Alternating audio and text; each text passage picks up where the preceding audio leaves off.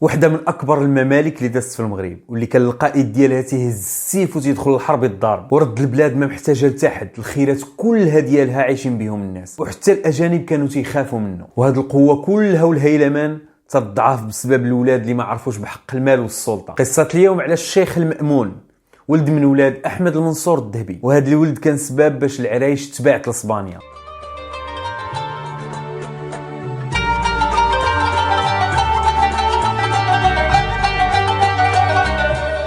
السلام عليكم الخوت، كي دايرين؟ لاباس عليكم؟ تنتمنى تكونوا كلكم بخير وعلى خير. قصه اليوم طويله وفيها بزاف ديال الاحداث اللي مهمه في تاريخنا، ولكن غادي نختصروا وغناخذوا اهم حاجه فيهم. كان المتوكل على الله ولا كما تيسميوه المصلوخ سلطان على المغرب، واللي كان من الدوله السعديه، وكانوا عنده بزاف ديال المشاكل. خايف من العثمانيين من الشرق وخايف من اسبانيا من الشمال، وعنده مشاكل داخليه بزاف وبزاف. وكانوا هاد المشاكل من جهه عمامه ابو مروان واحمد المنصور الذهبي. وداك الشيء اللي كان ناض المنصور الذهبي وخوه في 1576 وهجموا على المصلوخ، وكان هادشي في جوايه فاس، وبقى هو هارب من فاس وهما تابعينه توصل لطنجه. ومن تما مشى طلب المساعده من الملك ديال البرتغال سيباستيان الاول، ولكن الشرط اللي قال له الملك ديال البرتغال هو ان البحوره ديال المغرب تعطيها لي الا مشيت عاونت. باش تعرفوا زمان ان كاع الملوك ديال اسبانيا والبرتغال كان عندهم اطماع في المغرب، واكثر هي البلايص اللي فيهم البحوره. المهم من بعد عامين ناض الملك ديال البرتغال وجهز جيش كبير، وكانوا عاونوه اغلب الدول الاوروبيه، وحتى البابا عطاه 4000 جندي. وصل الخبر للمغرب وكل شيء جاهد باش يتقاتل مع الاوروبيين. وقدر عبد الملك الاول اللي هو السلطان المغربي السعدي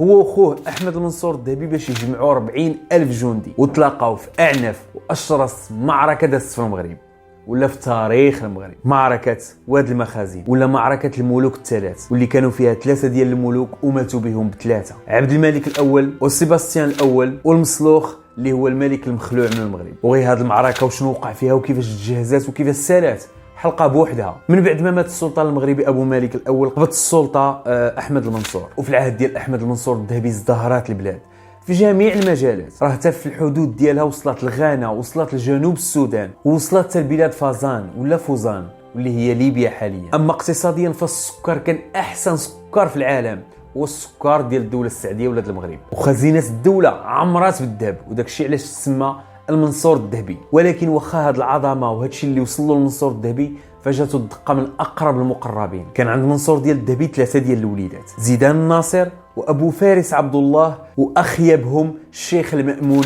اللي كان فاسق وفاجر وتيسيء التصرف في امور الدوله. وصلت به الطغيان انه بغى يحارب بواه احمد المنصور الذهبي، وبغى يدير يد في يد مع العثمانيين باش يديو لبواه السلطه. بقى المنصور الذهبي تيساوي وتيتشاور مع المستشارين ديالو وتيساوي معاه حتى 1602 وهو يقبطو ودخلوا للحبس. وحيت كان هذا الولد هو اللي غيولي ولي العهد من بعد احمد المنصور الذهبي، فحيد له هذه الولايه وعطاها لخوه زيدان الناصر. سنه 1603 توفى احمد المنصور الذهبي والعمر ديالو كان 53 عام. وهنا الدوله السعديه غتبدا غاديه وتتراجع، حيت كان كل ولد تيقول انا هو السلطان ديال شي بلاصه. بقات شابكه ما بين الخوت، حرب مورا حرب، مره هذا غادي لمراكش، مره هذا غادي لفاس، مره هذا غادي لتلمسان، حتى في الاخر داها مولاي زيدان. فما بقى على الشيخ المأمون اللي هو الفاسق اللي هو واحد من ولاد احمد المنصور الذهبي غير يهرب ويمشي يقصد العرايش، ومن تما يستولي على القصر الكبير. ولكن من قرب الجيش ديال مولاي زيدان باش يقبطو هرب لاسبانيا، ومشى طلب من فيليب الثالث اللي كان الملك ديال اسبانيا باش يعاونو. ولكن كان الشرط ديال الملك، وكما لاحظتوا كان ديما تيشرطوا شي شرط استعماري،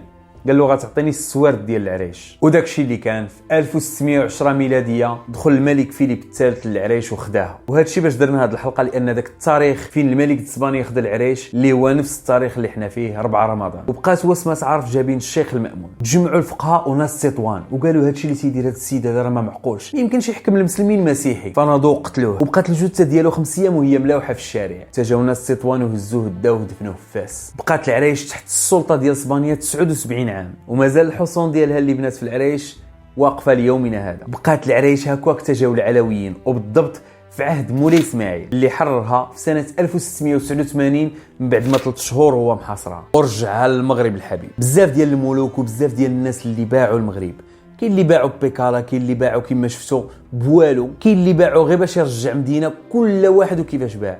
ولكن الحمد لله كانوا تيجيو من موراهم الرجال ديال بصح وتيرجعوا الهيبه ديال البلاد. كانت هذه قصه اليوم اللي وقعت في نفس النهار من رمضان بحال اليوم 4 رمضان. تنتمنى تكون عجباتكم. ما تنساوش جيم وابوني وتبرك على الجرس الى عجبك المحتوى، وما تنساش شي كومونتير يكون زوين بحالك. ما بقى لي غير نقول لكم تهلاو.